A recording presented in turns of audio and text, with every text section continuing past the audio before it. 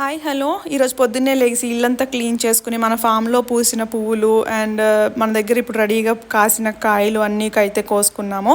So మనకి మామిడికాయలు first time కదా రావటం, అందుకని 2 మామిడికాయలు కూడా కోసాను. సో ఇవన్నీ ఎందుకు కోసాను అంటే ఈరోజు ఒక స్పెషల్ డే ఉందండి. యాక్చువల్గా మన ఫామ్ ఆపోజిట్లో ఒక నర్సరీ ఉంటుంది, అందులో ఒక హనుమాన్ టెంపుల్ ఉంది అని చెప్పి ఇంతకుముందు పోస్ట్ చేశాను కదా. ఇవన్నీ స్వామివారికి పెట్టడానికి అనమాట. సో యాక్చువల్గా స్వామివారి టెంపుల్ మామూలుగా వీళ్ళు ఇటుకి రాళ్ళతోటి పిల్లర్స్ కింద వేసి పైన రేకులు వేసి టెంపరీ సెటప్లో స్వామివారి టెంపుల్ అయితే ఉంటుంది.